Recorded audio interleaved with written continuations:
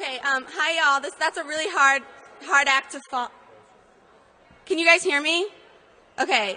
All right, awesome. That's a really hard act to follow. But basically, I would just like you all to take a minute and think about what you were doing when you were 8 years old. What were you doing when you were 8 years old? I was going to school. I had soccer practice. Just take a moment to think about it. And what do you think it is that every 8-year-old deserves to have in their life? What's an education? Is it food? Is it a place to go home that's safe? And the reason I'm asking you these questions is because there's going to be a documentary screening tonight at 8 p.m. And there's a documentary called Invisible Children. And it talks about the situation in northern Uganda. And what's going on there is that there's a rebel army that kidnaps children between the ages of 5 and 13. And the girls are usually raped and the boys are forced to kill. And so imagine being 8 years old and being in that kind of situation where you're taken from your home and you're forced to do things that you didn't even imagine that you could do. And so there's going to be a screening for this movie tonight. It's called Invisible Children. You can also go to invisibleChildren.com to learn more. And the screening's tonight at 8 p.m., Seaver Hall 209. And actually the people who made the documentary are going to be on Oprah tonight, today at 4 p.m. if you're interested in learning more. Thank you for your time.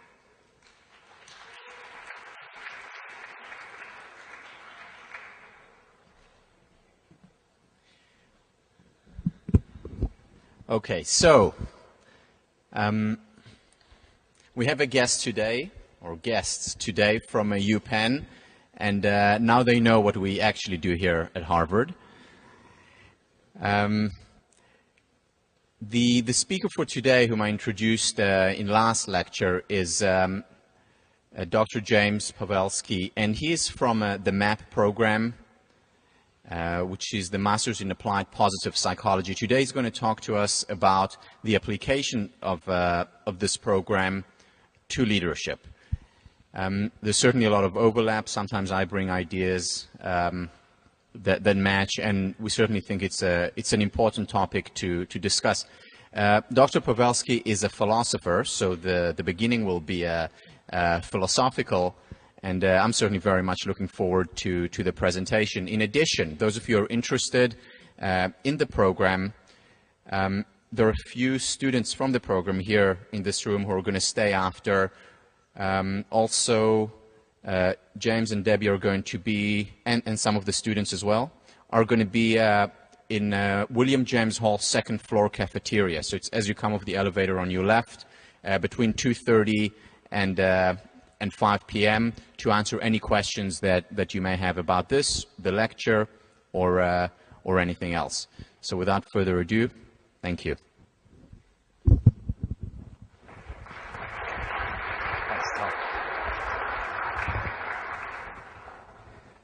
Thank you so much, Tal. It's great to be with you guys today. As Tal said, I'm a philosopher. That means that I spend most of my time trying to figure out whether or not I exist. I think I do because a couple of you laughed. So please continue to laugh to help me remember that I do, in fact, exist today.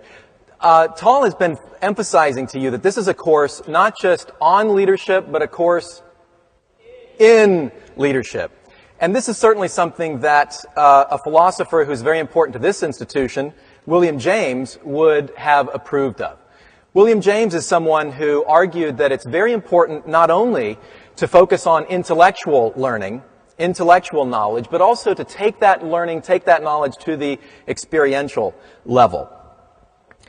I'd like to talk about another topic today that William James would have approved of, namely positive psychology.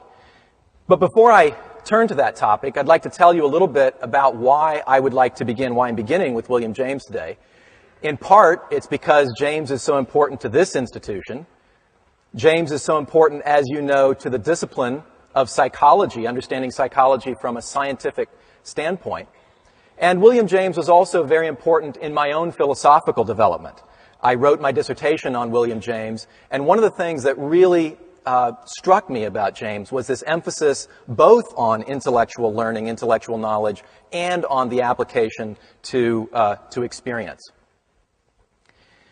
100 years ago today, William James was the president of the American Philosophical Association, and in his presidential address that year, he titled The Energies of Men, He argued that it's very important to try to understand optimal human functioning. He didn't use those words, but that's basically what he meant. He pointed out that we all have energies sleeping within us that are only typically brought out at times of great need. And he was interested in finding more out about these energies and how they can be tapped by us at various points in our lives. He lamented that 100 years ago, basically the people who were focusing in this area were the self-help people. Again, he didn't use that term, but it was the self-help people of 100 years ago. And James argued we really need to have a rigorous, empirical, scientific branch of psychology to study optimal human functioning.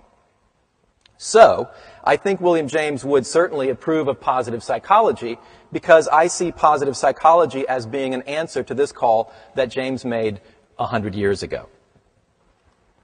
So here's how I suggest we spend our time together today. I'd like to give you a philosophical introduction to positive psychology, then a bit of a psychological introduction, and finally we'll talk about the application of positive psychology to leadership, particularly in the areas of education, business, law, and medicine. So, I would like to begin with a very important philosophical question. Is the glass half full or half empty? How many of you would say, honestly, that you tend naturally to be half full types? Let me see your hands. Okay, great. How many of you would say, honestly, I tend to be a half empty type of person? Okay, great. Thank you for that honesty and bravery. Optimism in psychology can mean a number of things. It can mean focusing on good things. It can mean expecting good things in the future. It can also mean a particular explanatory style. Optimism in philosophy means something a little different. In fact, the term optimism was first coined in reference to the philosophical views of a particular thinker. Anybody guess who that would be? I'm sure you're all guessing in your minds the right answer. I'll channel that and say you're right. It is Leibniz. Leibniz is famous for having argued that this is the best of all possible worlds. That is to say, this world in which we live isn't necessarily perfect, but it's the best that could possibly be. If you think of it from the standpoint of politics, maybe this will help make the point clearer. Politicians often find themselves in a situation where they want to help people more. So they want to have more funding for social programming. So they want to make the world a better place. What they find, though, in order to get that money is they have to raise what? Taxes. And what happens when taxes go too high? There's not enough money around for everybody to do the social program. On the other hand, if you want to lower taxes, so it's kind of a give and take kind of balance here. And so if we think we're going to improve the world in one way, we may actually be making it worse in another way. So Leibniz argued his optimism is this world in which we find ourselves is the best of all the possible worlds there might be. Now, I should mention to you that there is a little-known alternative school of interpreting Leibniz. And according to this school, Leibniz was profoundly misunderstood. Actually, they argue that Leibniz gave this quotation, said these words as he was leaving his hairdresser's, and he actually said, "This is the best of all possible curls." Be that as it may, taking Leibniz's view now back to the glass half full or half empty, Leibniz wouldn't just say that the glass is half full. He would say what? The glass is as full as it could possibly get. You try putting more in that glass, and you're actually going to wind up emptying it out some. So for Leibniz, the glass is as full as it can get. Let's call this relative optimism, the best of all possible worlds. Contrasted with optimism is a man by the name of Schopenhauer, who is perhaps the most famous pessimist in philosophy. He's famous as having argued that this is the worst of all possible worlds. But bad hair days could have something to do with your philosophical view, I think. In any case, Schopenhauer's view was just the opposite of Leibniz's, and he argued that this world is as bad as it could possibly get. the world is so precariously balanced that if it got any worse, it would simply cease to exist as a world. So the glass is as empty as it can possibly get, and let's call this view relative pessimism. Some New Thought perspectives or Eastern views would argue that actually there's no such thing as evil. And you may say, well, this is a ridiculous view because I've certainly experienced evil in my own life. But these folks might say that in order to understand the true nature of evil, whether or not it exists, you have to understand the perspective shift. So let me ask you a question. Are there any of you here today who have experienced something in your life, when it happened, you knew it was evil? It was a bad thing, shouldn't have happened, it was terrible, awful, horrible.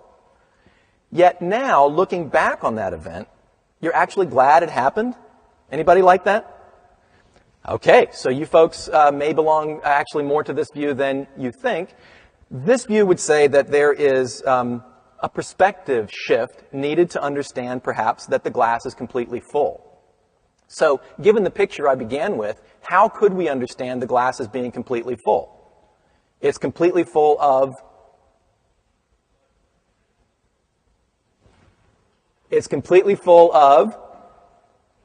water and air, right?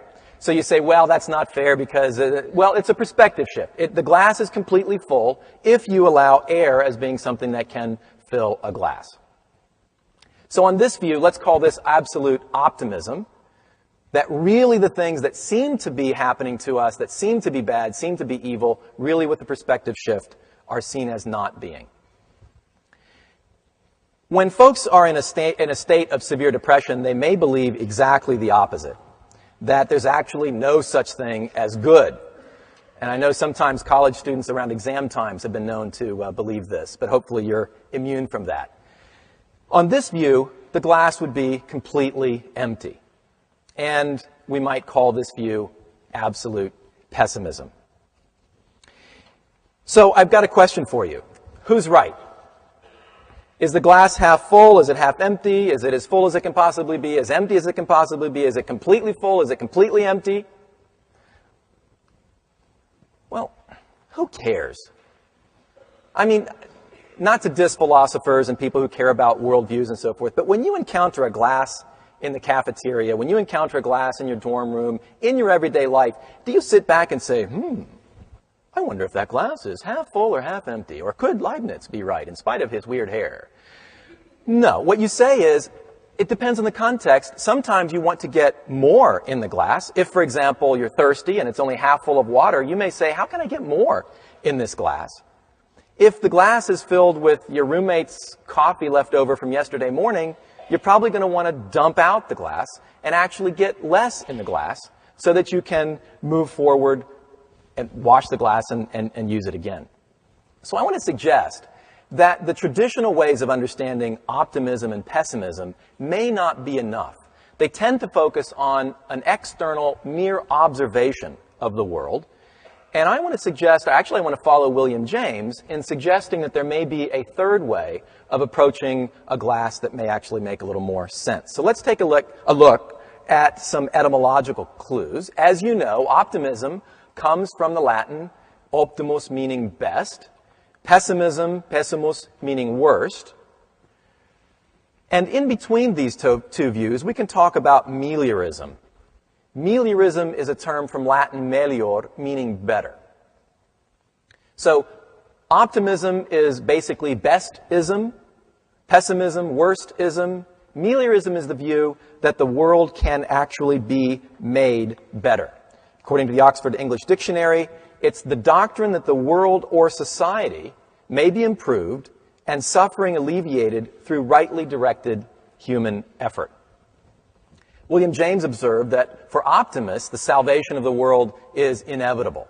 For pessimists, it's no way, totally impossible. Meliorism, James says, treats salvation as neither inevitable nor impossible. It treats it as a possibility, which becomes more and more of a probability the more numerous the actual conditions of salvation become. And these conditions, James argues, depend on us. So the more we work to try to change the situation of the world or the glass or any particular situation in our concrete experience that we encounter, the more we work to change that, the more we may be able to help make the world a better place. Okay, so far so good? I'm starting to doubt my existence again. So far so good? Beautiful. All right, thank you. Hey, there we go. So let's move on then, building on this notion of meliorism, was actually introduced in 1877 by George Eliot, taken up by James and others. And I'd like to build on this notion of meliorism and suggest how we can develop it further in ways that I think will be helpful for us. So I want to suggest that actually meliorism doesn't just come in one flavor. There are actually two kinds of meliorism.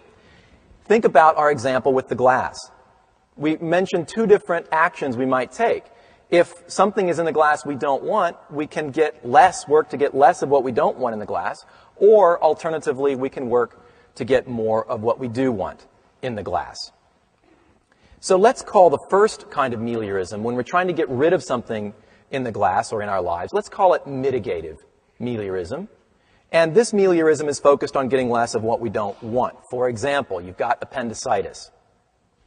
It's important to focus on getting rid of the appendicitis. So what do? Go to a doctor, go see a surgeon, perhaps have an appendectomy.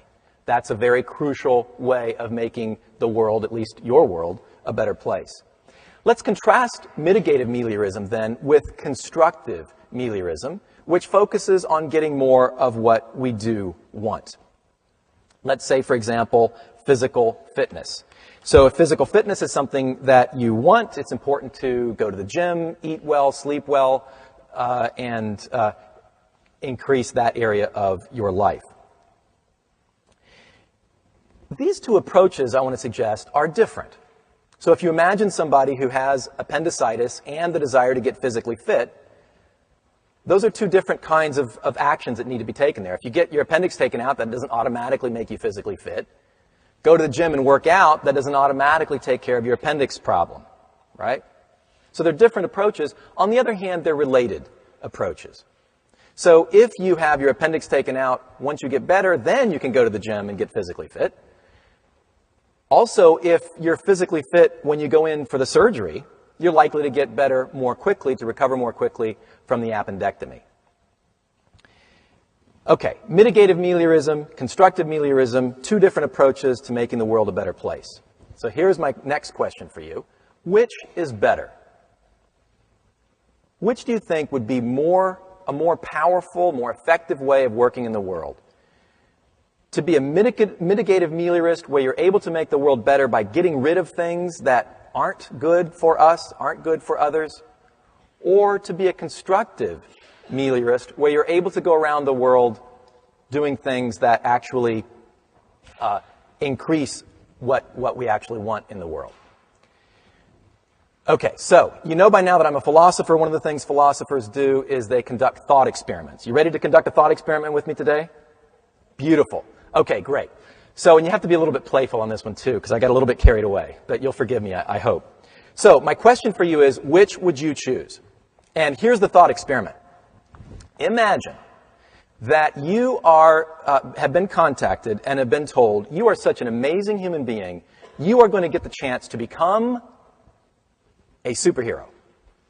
A superhero. You're going to get to become a superhero. You have one choice to make, though, and that is, what color do you want your cape to be? This is a very important thing in the superhero world. So choose carefully. You can choose, on the one hand, to have a red cape. And the red cape means you are going to be a superhero of mitigative meliorism. Okay, that's going to be kind of tough for the TV show. Probably have to change the wording on that a little bit. But basically, you're going to have a red cape. You're going to be able to go around and put a stop to things that shouldn't be happening in the world. War, poverty, famine, all these kinds of things, injustice. You're going to be able to put a stop to these things. That's selection A. Or you could choose to have a green cape. And if you have a green cape, you get to be a constructive meliorist. That means you get to go around the world helping people to get more of what they want, helping to grow strength, helping people to have peace in their lives, helping to have love, connection, growth, etc. So here's the question. You've got to choose. Which would you choose? Red cape people, let me see your hands. All right, lots of red cape people. Green cape people, let me see your hands. All right, it's about 50-50. Very interesting question. Well, the good news is we don't have to choose. So who cares, right? Very good. I know I exist now, and I know you exist too, so thank you for that. So we don't have to choose, and what I want to argue is that we really need to have a balanced meliorism. I think that's where we should aim to be. And, you know, many situations, complex situations, probably are on a continuum. They may require both a mitigative approach and a constructive approach. Sometimes it may be important to maintain balance on this melioristic continuum. It may be important to shift more toward the red cape side. So John Dewey argues that when there are cases of propaganda, illegitimate power, what do the people in power want you to think? They want you to think that everything is going fine. This is great, the economy is surging, everything is... And maybe at that point we need to be skeptics and we need to say, hold on, I don't think that's right. Let's look for things that might be wrong and let's see what's really going on. So sometimes we may need to shift we may need to have a red shift, right, in our thinking. More often, though, I suspect that what we need to have to maintain balance is a green shift, moving toward constructive meliorism. It seems like many times it's just easier to find problems to focus on, to try to get rid of, than it is to find opportunities to try to take advantage of. So I want to just give you briefly two examples, one from politics and one from psychology. We'll spend a little more time, as you can guess, on the one from psychology. How many of you here have heard of the initiative to establish a Department of Peace? Some of you have? Okay, great. So Department of Peace is Dennis Kucinich, Walter Cronkite, and others are on board. They're actually bills before both houses of Congress right now to establish a Department of Peace. The idea is that there will be a cabinet-level Secretary of Peace to promote peace in our homes, in our nation, around the world. How many of you would like to be the Secretary of Peace? Wouldn't that be an interesting job to have? You wake up every day and you say, wow, how are we going to have more peace in the world today? Now, what we do have at the moment is a Defense Department. Until 1948, it was called the War Department, right? So in 1948, we went from having a War Department, now we have a Defense Department. And what happens when the Defense Department does its work? A lot of good things happen. There are also times when it seems like we wind up going backwards, right? So for example, in the war on terror, have you noticed that sometimes in this war, it seems like the more successful we are, the more unsuccessful we are. The more we wind up hunting down terrorists and getting rid of them, the more terrorists there are to be hunted down. So sometimes, I think in this case, politics is a good example, sometimes when we focus on trying to identify and eliminate problems, problems propagate. So wouldn't it be interesting on this political view to have a Secretary of Peace, to have a Department of Peace? Now this wouldn't mean that we could simply get rid of the Defense Department, but it might mean that the Defense Department would have less to do. And I think that would be one important step toward making the world a better place. Let's talk about psychology next. And mainstream psychology, as I'm sure you know, has to a large extent focused on the red cape side, on mitigative meliorism. How can we identify and cure, or at least treat, psychopathologies? Focuses on helping us get less of what we don't want. Is that an important thing? Is that a great way of helping to make the world a better place? Absolutely.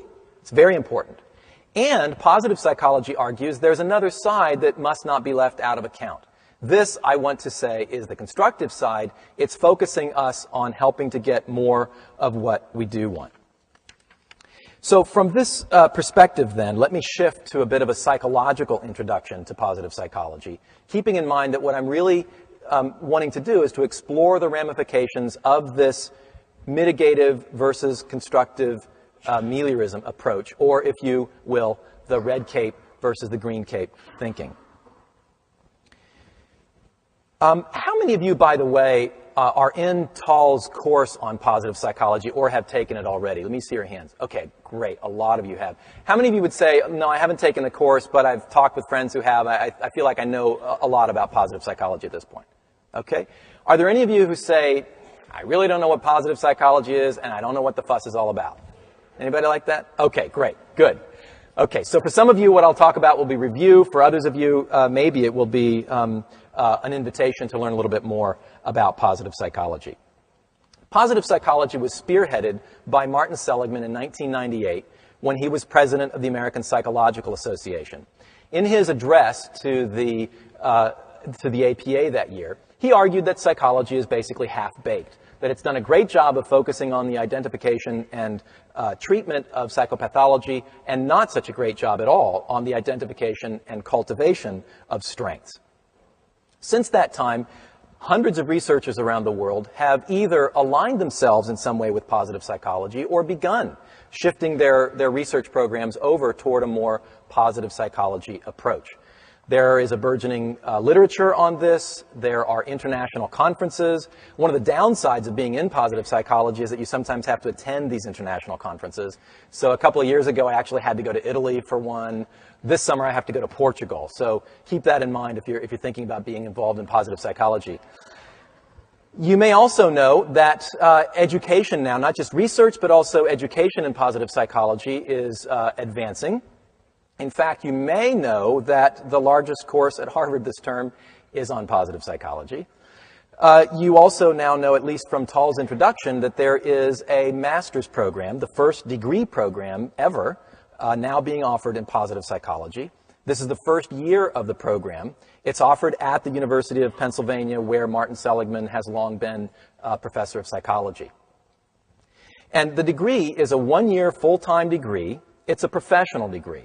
So the idea is to welcome persons who have their professional credentials, are working as lawyers or teachers or physicians, business people, life executive coaches, and so forth, to help them learn more about the theory and application of positive psychology so that they can go back to their careers, back to their professions, and help to augment the green cape thinking in those domains.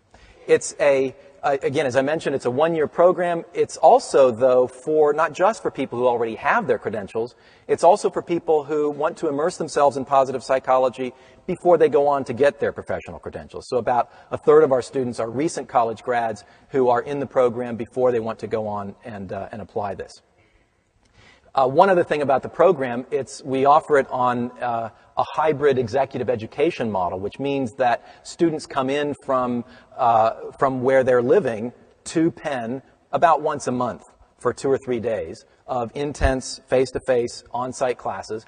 And then we have distance learning modules in the intervening periods. So this allows professionals to continue to live where they're living, continue to work full-time with what they're doing, and apply what they're learning in their current positions while still coming to Penn. So we've got students come in every month from Florida, from California. We even have 2 students who commute in from Europe. That's a bit of a commute, but they do that. Our 2 Asian students actually moved to Philadelphia because I guess flying in from Malaysia every month might be a little bit far. So keep in mind that commute when you're walking across Harvard Yard next time. If you're interested in this program, we'll talk more about that tomorrow in positive psychology. Tal's positive psychology class will be giving a brief presentation more directly focused on that program. So continuing with an introduction to positive psychology, Seligman has written a book, Authentic Happiness, in which he argues that there are 3 different pathways to happiness. And the first pathway is the pleasant life.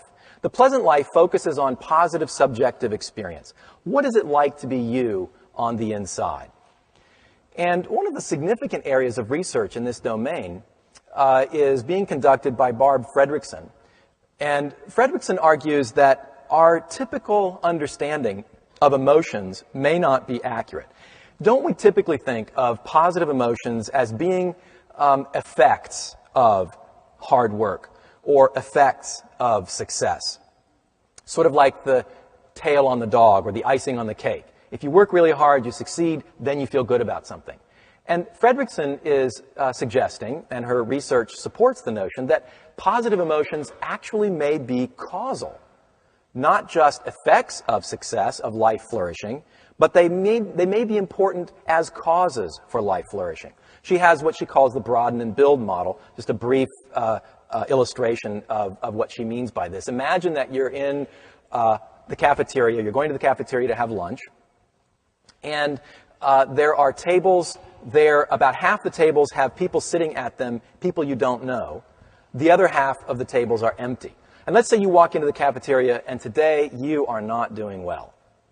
You can't remember the last time you had a positive emotion, right? You walk in, where are you more likely to sit? With strangers or by yourself? By yourself, right? That's what I would do too, right? And so you stew and then you leave. And what happens though if this is a really nice day?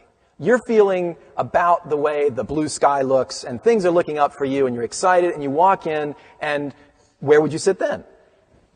You might sit with some people you don't know, right? Introduce yourself, talk with them. You might find out that the person you meet is actually an expert in computers, and you ask them about what they do, et cetera, and you go your way.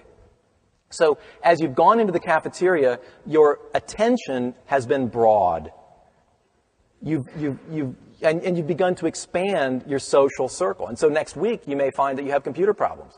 And you may remember the person that you met, you networked with at the cafeteria when you were feeling good. You may call that person and potentially get some help. Or the other way around, you may be able to help that person with something they're working on.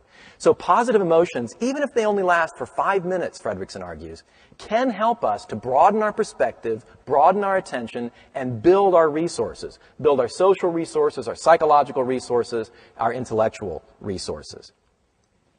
Now, positive emotions aren't just about feeling good hedonically right now in the moment, kicking up your heels, enjoy dancing a jig. In fact, one easy way of misunderstanding positive psychology is to equate positive psychology with a big gold smiley face, right? So Martin Seligman is not necessarily pleased when it seems like every time positive psychology is discussed in the press, they've got to put a smiley face there.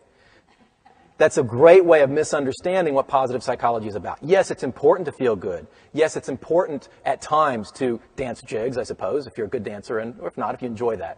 And it's also important to remember that positive emotions can be about the past. For example, gratitude and forgiveness.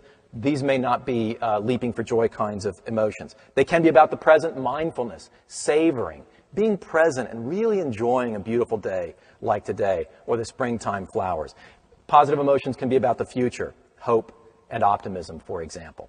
So, the pleasant life, one pathway toward making our lives happier. A second possibility is the engaged life.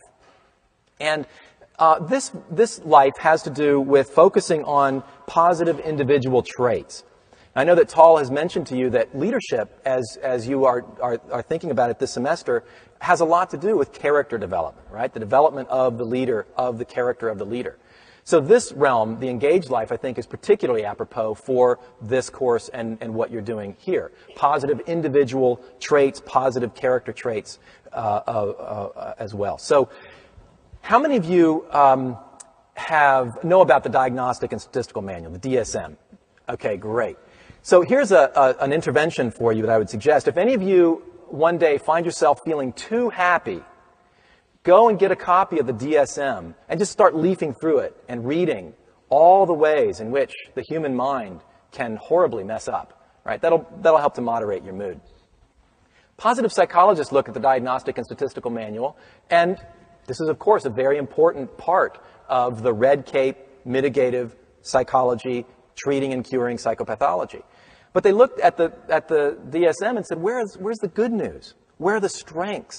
Where are the things that we want to cultivate? And so positive psychologists, Seligman and Chris Peterson is actually the researcher who's taken the lead on this, have published a complementary list to the DSM. It's called the Values in Action Classification of Strengths and Virtues, or the VIA. And what they did is they took a literature review, or maybe it would be better to call it a cultural review, looking at various cultures across time, across place, not just Western, Eastern, ancient, contemporary, and to try to find what virtues and what character strengths seem to be ubiquitously valued, seem to be pervasively valued across these various cultural domains. And what they've come up with is a list. Here is the VIA classification of character strengths, and you'll see that the orange items there, wisdom, courage, love, justice, temperance, and transcendence, they understand these as being, they call these the virtues. And then under these virtues, there are various strengths, various ways of instantiating that virtue. So if you look under courage, for example, the classical example of courage is what? It's bravery on the battlefield. And that certainly is an important example of courage. But there are other ways of being courageous as well. If you have authenticity at a difficult time, you stand up for what you truly believe in. It may not be fighting on the battlefield, but it takes a lot of courage. Furthermore, the hypothesis is that of these strengths, there are certain ones that you may be just naturally good at. And these would be your signature strengths. So, for example, one of the strengths there under love is kindness. How many of you know somebody who is just really kind? They're just really kind. I hope all of us know at least one person like that. And what happens when this person is taken advantage of? What do? They keep being kind, right? You say to them, look, you're being taken advantage of. And they say, well, you know, and they keep being kind because it's something that's just sort of right there and a part of them. It's a signature strength. Now, if you look under temperance, another one of the strengths is humility. Is there anybody here who has the strength of humility? Trick question. Very good. Nobody failed it. Excellent. Okay, well, one of my top strengths is not humor, as you now know. So I'll move right along. The hypothesis is also that if we identify what our signature strengths are, what we're naturally good at, and we do those more in our lives, we may experience more flow. You guys have heard of flow. Mike Csikszentmihalyi's work investigating what happens in those moments when we're completely immersed in an activity. For some of us, it may be playing a sport where you're just completely immersed in trying to figure out how to work with your team to get the ball down the field. For some of you, it may be in music as you're performing. For others, it may be in theater. Or it may be as you're writing a paper, you just kind of get lost in it and time stops and you're totally immersed in what's going on, totally focused. And so the hypothesis is that if we identify for kind people, when they're being kind, they may tend to go into a flow state. Okay, so we've talked about the pleasant life, the engaged life, now the meaningful life. The meaningful life is about positive institutions, things like democracy and those kinds of institutions, also institutions as in organizations. This is using your signature strengths in the service of something larger than yourself, like your community, your school, church, nation, or the world. Is it possible to increase our levels of happiness in these various lives? And by the way, Seligman doesn't want to set up a hierarchy between the pleasant life, the engaged life, and the meaningful life, but argues that they're each important in their own right, and that best of all, it is to have the full life, which is composed of all three. Is it possible to cultivate more happiness? If so, how might we do it? I'll just give you a couple of different examples quickly in the interest of time. 3 blessings exercise. This is a very complicated exercise, so please take notes carefully.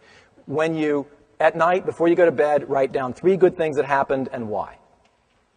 Do that for a week. That's the 3 blessings exercise. What's interesting is that oftentimes, if you're like me, you're getting ready to go to bed, and what are you thinking about? 3 things that didn't go well. And why? Actually, more like 30 things that didn't go well, need to be done yet, why didn't I get them done today, et cetera, et cetera. So the 3 blessings exercise, actually quite simple. Gratitude visit. Think of somebody who has been a mentor to you, who has been kind to you, who's helped you in some way, and you've never actually adequately thanked that person. So you write a letter, not just dashing off a two-line email message, but you really take time to write a letter and polish it. And you call up that person and ideally meet with them face-to-face. You say, hey, are you available next Tuesday for lunch? You meet for lunch. You read that person the letter as a way of expressing to them specifically, concrete detail, what they've done for you and how that has helped you. If you try this exercise, I recommend taking Kleenexes along because sometimes it can be quite a moving experience.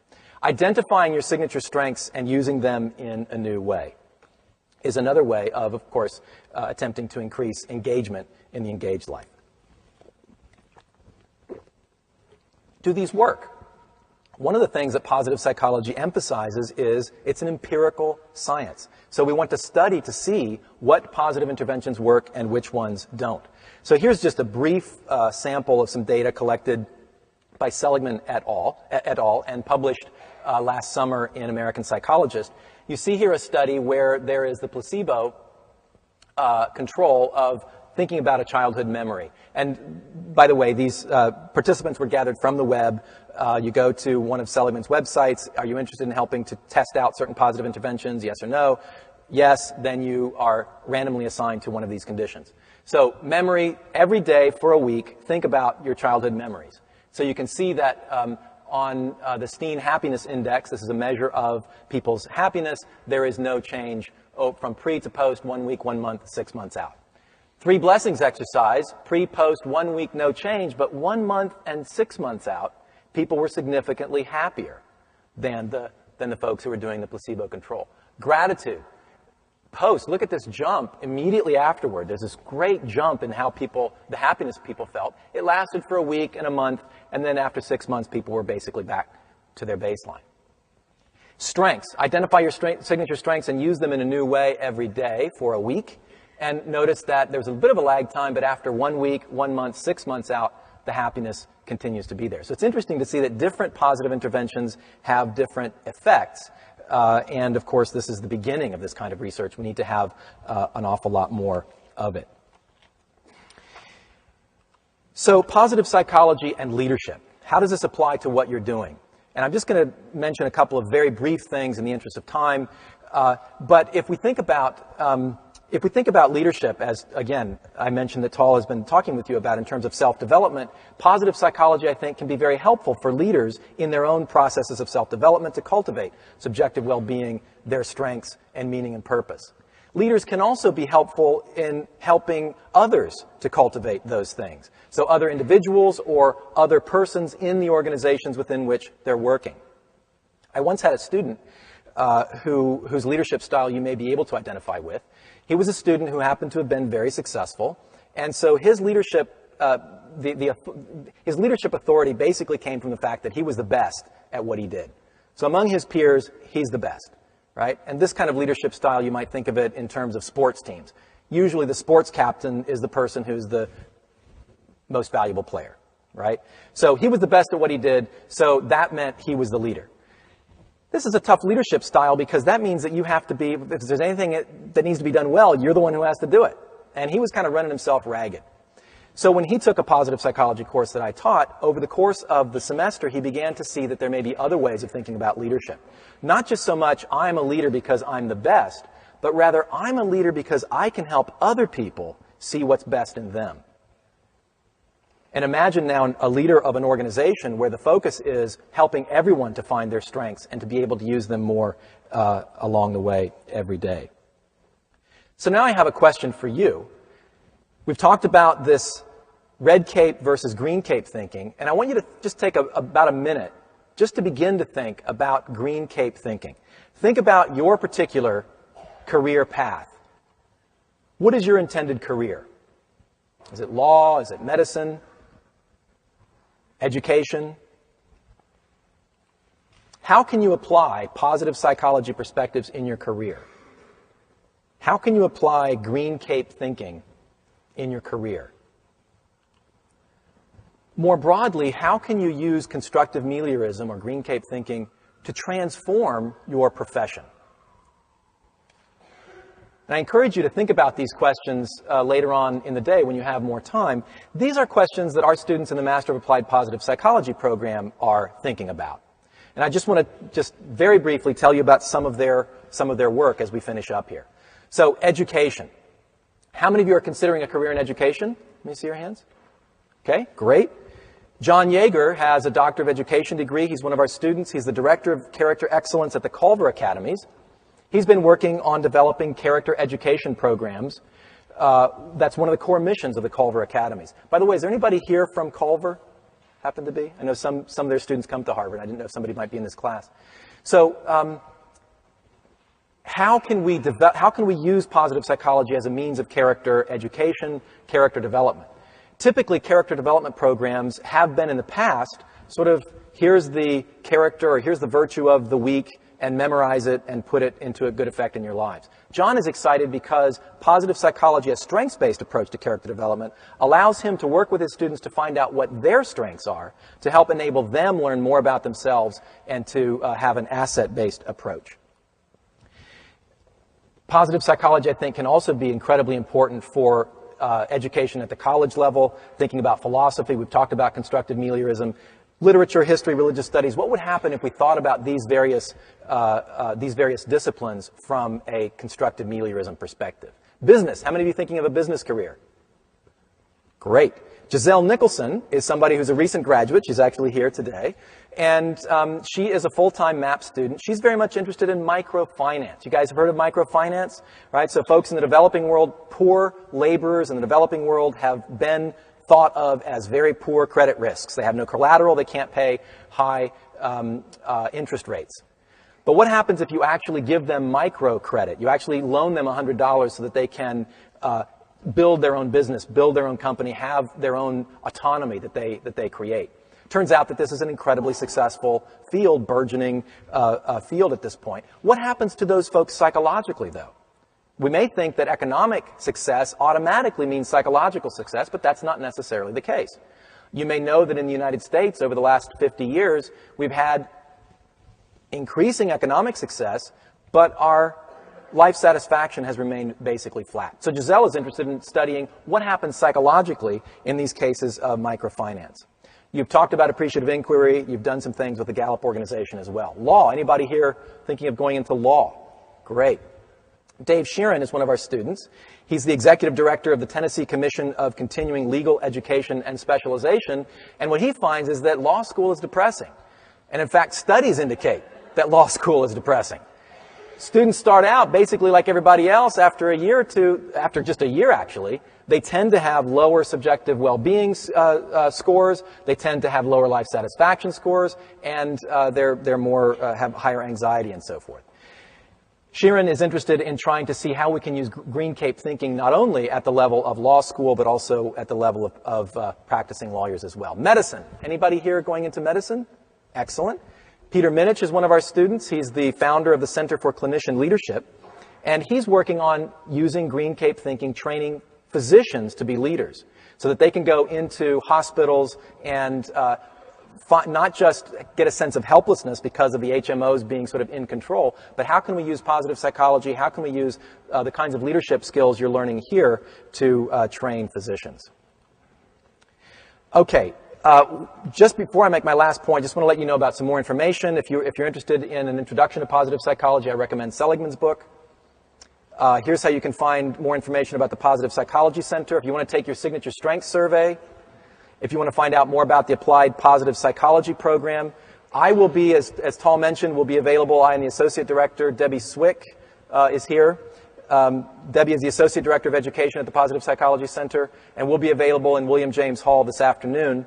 Also, there are some MAP students here, some students from the program. If you want to get a student's perspective, would those students please stand quickly? These are students from the MAP program. If you'd like to talk with them, feel free to do so.